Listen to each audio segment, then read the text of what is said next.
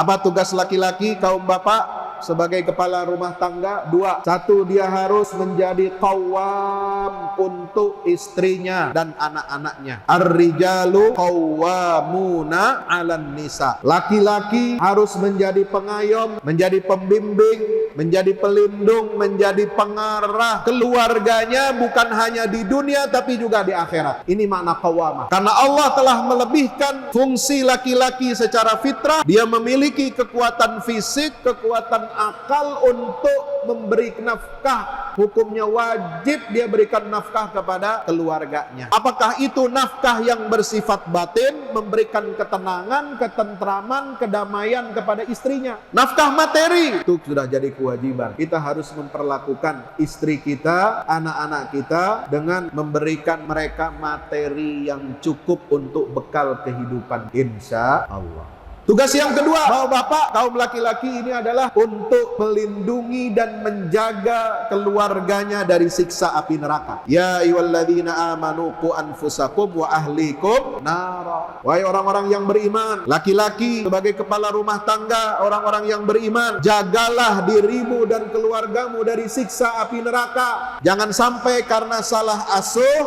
salah didik, tidak diberikan arahan dari orang tua, sehingga anak tidak mengerti akidah, tidak tahu mana akidah yang lurus, mana akidah yang batil, tidak tahu mana ajaran Quran, tidak tahu mana ajaran sunnah Nabi SAW, tidak tahu akhlakul karimah, tidak diajarkan dan tidak diarahkan oleh orang tuanya, maka berarti kita menjadi orang tua, bapak yang berbuat durhaka kepada anak-anak kita. Jadi bukan hanya anak yang durhaka, bapak juga bisa menjadi orang tua yang durhaka kepada anak-anaknya, dan anak-anak kita nanti berhak menuntut di hadapan Allah Subhanahu wa Ta'ala untuk bertanggung jawab di hadapan Allah. Kenapa ya Allah Engkau putuskan vonis saya masuk neraka, sementara bapak saya dibiarkan bebas melenggang masuk ke dalam surga? Dia hanya pikirkan dirinya, dia hanya sholat untuk dirinya, dia hanya zikir untuk dirinya, tapi dia tidak ajak saya, dia tidak cegah saya dari perbuatan keji dan mungkar, dia tidak kasih pendidikan saya mana akidah yang lurus, mana akidah yang bengkok, mana yang hak, mana yang batil,